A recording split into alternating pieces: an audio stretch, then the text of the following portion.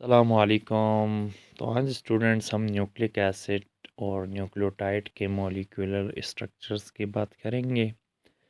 तो सबसे पहले देखते हैं कि न्यूक्लिक एसिड्स क्या होते हैं। सबसे पहले याद रखिएगा, न्यूक्लिक एसिड को फर्स्ट टाइम रिपोर्ट किया 1869 में एक स्विस फिजिशियन थे, फ्रेडरिक मिशर ने। और ये न्यूक्लिक एसिड को इसने पस सेल्स से क्या किया था, आइसोलेट किया था, जो कि एक तरह के वाइट ब्लड सेल्स हैं। इसके अंदर एक जो इन्होंने सब्सटेंस देखा था, ना वो कार्बोहाइड्रेट था ना प्रोटीन था, बल्कि वो एक एसिड था। अच्छा, उस मॉलिक्यूल को इन्होंने नाम दिया था न्यूक्लियन। और ये न्यूक्लियन का नेचर एसिडिक था और इसको न्यूक्लियस के अंदर से आइसोलेट किया गया था। फिर 1920 में इसका मुकम्मल केमिकल नेचर जो है आइडेंटिफाई किया P.A. लेविन ने। केमिकल नेचर के हिसाब से इसकी दो कैटेगरीज बनाई गई, एक डीएनए और एक आरएनए। और ये डीएनए और आरएनए मोनोमर्स ऑफ न्यूक्लियोटाइड से मिलके बनते हैं। अब आपको बताते हैं न्यूक्लियोटाइड क्या है। तो ये देखें स्टूडेंट्स, ऊपर डायग्राम में हमने जो रिंग स्ट्रक्चर बनाया है, जहाँ शुगर लिखा हुआ है, ये पेंटोज शुगर है। जहाँ एक 5 कार्बन मॉलिक्यूल है, ये पेंटोज शुगर। और इसके ऊपर देखें फॉस्फेट ग्रुप है और साथ में नाइट्रोजनस बेस है। जब ये तीन चीज़ें मिल जाएं तो इनको हम कहते हैं न्यूक्लियोटाइड। और डीएनए में ये जो पेंटोज शुगर, ये डीऑक्सीराइबोस होता है, जबकि आरएनए के अंदर ये राइबोस शुगर होता है। जबकि फॉस्फेट ग्रुप दोनों डीएनए आरएनए दोनों न्यूक्लियोटाइड में होता है और ये एसिडिक नेचर देता है डीएनए और आरएनए को। ये जो नाइट्रोजन बेस रिंग स्ट्रक्चर है, इनको हम नाइट्रोजनस बेसिस कहते हैं, जहाँ नाइट्रोजन मौजूद होता है।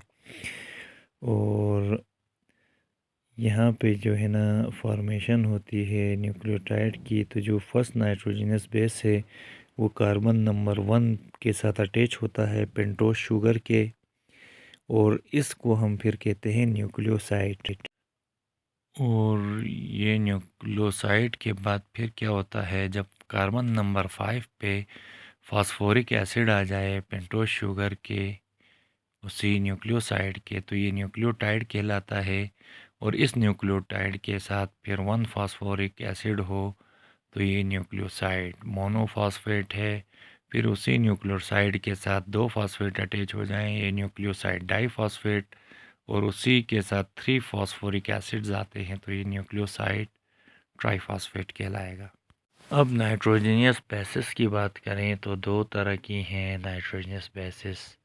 सिंगल रिंग जो होती हैं ये पायरिमिडीन्स होती हैं, जैसे आप डायग्राम में देख रहे हैं। और जो डबल रिंग होती हैं इनको हम कहते हैं प्यूरिन्स।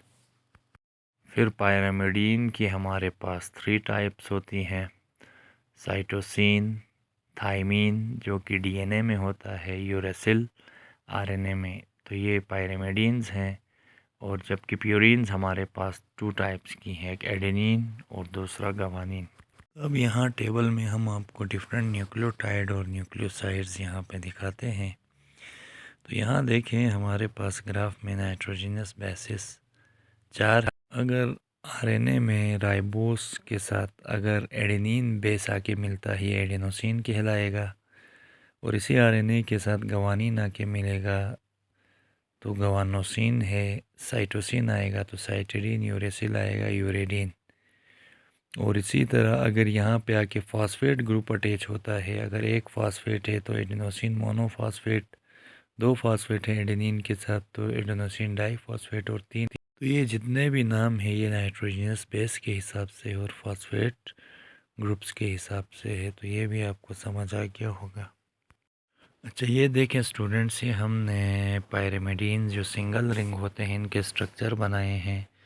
तो साइटोसिन हमेशा याद रखिएगा, इसमें यानी 4 कार्बन के साथ अगर अमाइनो ग्रुप आ जाए तो ये साइटोसिन है। और थाइमीन में देखें अगर कार्बन नंबर 5 के साथ मिथाइल आ जाए, कार्बन नंबर 1 के साथ कार्बोनाइल ग्रुप आए तो ये थाइमीन कहलाता है। और यूरेसिल के कार्बन नंबर 4 पे कार्बोनाइल ग्रुप है और 2 पे भी कार्बोनाइल ग्रुप है।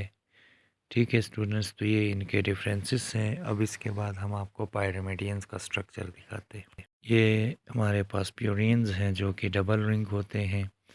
एडेनिन डबल रिंग्ड है और इसके कार्बन नंबर 6 के साथ अमाइनो ग्रुप अटैच होता है, और गवानीन के कार्बन नंबर 2 के साथ अमाइनो ग्रुप, और यहाँ कार्बन नंबर 6 के साथ कार्बोनाइल ग्रुप आए तो एक गवानीन कहलाता है। तो और ये डबल रिंग्ड होते हैं। तो स्ट्रक्चर भी आपको समझ आ गया होगा।